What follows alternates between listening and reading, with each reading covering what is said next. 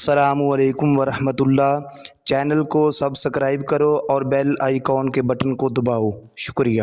بسم اللہ الرحمن الرحیم۔ دیکھتی آنکھوں، سنتے کانوں اور دھڑکتے دلوں کو میری طرف سے محبت بھرا سلام ہو۔ امید کرتا ہوں کہ تمامی دوست رب کائنات رب جل جلالہ کے فضل و کرم اور آقا علیہ الصلوۃ والسلام کے صدقہ توسل سے خیر و عافیت کے ساتھ ہوں گے۔ دعا ہے کہ رب کائنات رب جل جلالہ تمام دوستوں کو قدم قدم پہ دارین کی برکتیں عطا فرمائے۔ دوستان محترم، آپ احباب کے علم کے اندر یہ بات ہے کہ حکومت پاکستان اور تحریک لبیک پاکستان کی آپس کے اندر مذاکرات کے حوالے سے کچھ باتیں طے ہوئی اور حکومت نے ٹائم مانگا، لبیک والوں نے ٹائم دے دیا، مگر اس کے بعد افسوس کی بات یہ ہے کہ کیا حکومت پاکستان کب سنجیدہ ہوگی؟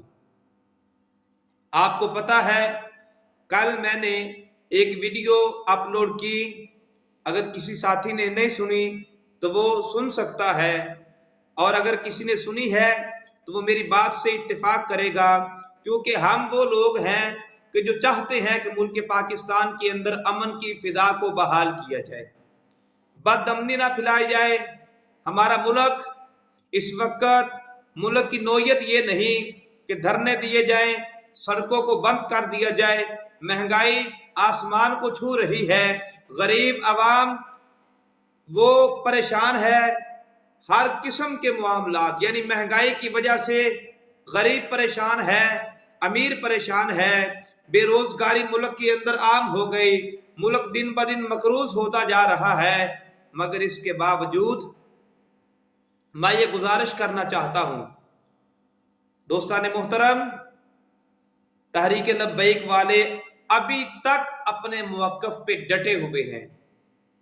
جو انہوں نے مذاکرات کے اندر جو بات ہوئی، آج بھی ابھی میں تھوڑی دیر پہلے سینئر صحافی مبشر لقمان ان کی میں وہ جو انہوں نے غلام عباس فیضی صاحب کے ساتھ بات چیت کی، اس کو میں نے سنا اور دکھ ہوا۔ کل میں نے سوشل میڈیا پر بد امنی پھیلانے والوں کو میں نے کہا تھا کہ آپ بد امنی نہ پھیلاؤ، اس لیے کہ یہ جتنے بھی معاملات ہیں ان کا حل نکلنا چاہیے۔ اور ابھی تک حکومت پاکستان، چونکہ کل شیخ صاحب نے جس طرح بھی وہ باتیں کی وہ آپ احباب کے علم میں ہوں گی، ان کی باتوں سے نہیں لگتا تھا، مگر صدہا افسوس آج مبشر لقمان صاحب کا وہ جو انہوں نے علامہ غلام عباس فیضی صاحب کا انٹرویو لیا، وہ فون پہ بات ہوئی، اس کے بعد انتہائی دکھ ہوا کہ حکومت اس معاملے کو ابھی بھی سنجیدہ نہیں لے رہی۔ اس فرانس کے سفیر کو نکالنے کے لیے تحریک لبیک کے ہزاروں کارکنان کو زخمی کیا گیا، اور کئی کارکنان جو اس دین اسلام اور آقا علیہ الصلوۃ والسلام کی ناموس رسالت کی محبت کے اندر اپنی جانوں کے نذرانے پیش کر گئے۔ دوستان محترم، اب تحریک لبیک والوں نے تو رستوں کو کھول دیا ہے، مگر افسوس کی بات یہ ہے، افسوس صدہا افسوس، مذاکرات کرنے والے ان ظالموں کو اتنا پتہ نہیں، جھوٹے بندے پہ اللہ کی بھی لعنت ہے، اللہ کے فرشتوں کی بھی لعنت ہے، اور مومنین کی بھی لعنت ہے۔ یہ لعنتیں صرف تمہارے مقدر میں لکھی ہوئی ہیں اور کوئی بات نہیں ہے۔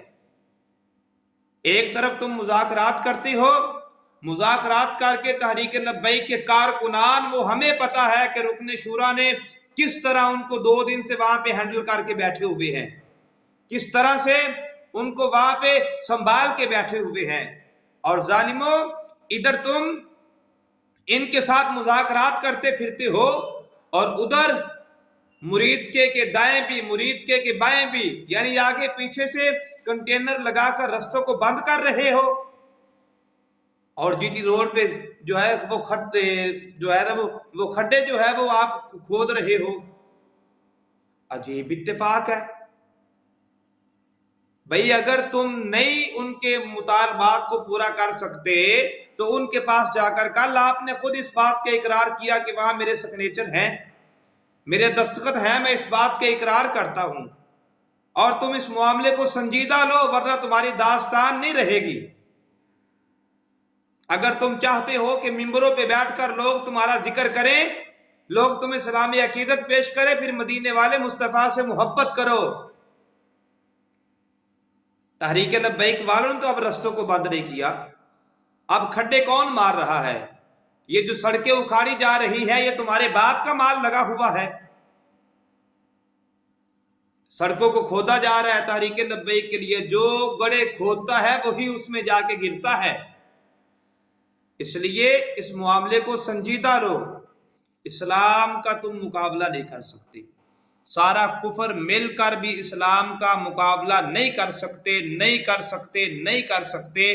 اگر تحریک لبیک والے امن کے ساتھ وہاں بیٹھے ہیں تو ان کے دل کے اندر قبلہ امیر المجاہدین کی، ملک پاکستان کی وہ بٹھائی ہوئی محبت ہے۔ ہمیں پتہ ہے یہ ملک ہمارا ہے، اس ملک کے ساتھ ہمیں اس لیے محبت ہے، ہمارے بڑوں کی قبریں اس پاکستان کے اندر ہیں، اور اس پاکستان کے ساتھ ہمیں اس لیے محبت ہے کہ ہمارے بچوں کا مستقبل پاکستان کے اندر ہے۔ ورنہ یاد رکھنا، اگر پاکستان کی محبت نہ ہوتی تمہاری اوقات کیا ہے؟ یہ لبیک والے تمہاری اینٹ سے اینٹ بجا دیتے۔ ہم نہیں چاہتے کہ خون خرابہ ہو، یہ نہتے مسلمانوں پہ ظلم نہ کرو۔ تم کیا اسلحہ دکھا کے، اسلحے کی نمائش کر کے تم ثابت کیا کرنا چاہتے ہو؟ کہیں تم مذاکرات کرتے ہو گھروں سے، پھر جناب وہ بندوں کو اٹھایا جا رہا ہے۔ تحریک لبیک کے جو متحرک کارکنان ہیں ان کے گھروں میں جا کے، اور یہاں پہ میں یہ گزارش کرتا چلوں، بہاول نگر کے یا غالباً بہاول نگر کے ہیں سید احمد شاہ بخاری، ان کے گھر کے اندر جا کر تم نے وہ سید زادیوں کے ساتھ کیا سلوک کیا؟ ظالموں، تم مرنا بھول گئے؟ مسجدوں کے تقدس کو پامال کیا جا رہا ہے، چار دیواری کے تقدس کو پامال کیا جا رہا ہے، اور تم پھر وہ نعرے لگاتے ہیں کہ جناب ان سے بڑا تو عاشق رسول دنیا میں پیدا ہی کوئی نہیں ہوا۔ لاکھ دی لعنت تمہارے ایسے عاشق رسولی پہ۔ عشاقان مصطفیٰ پہ گولیاں چلانا یہ عشق رسول ہے تمہارا، اور کہنے والوں کو بھی شرم نہیں آتی۔ اس لیے خدا کا واسطہ ہے، اس ملک پاکستان پہ رحم کرو، اللہ نے تمہیں حکومت دی ہے، اس ملک پاکستان کے حال پہ رحم کرو۔ ہو سکتا ہے آپ کوئی نیک کام کرو، اللہ اگلے 5 سال بھی آپ کو دے دے، لیکن آپ نے تو تباہی مچا کے رکھ دی،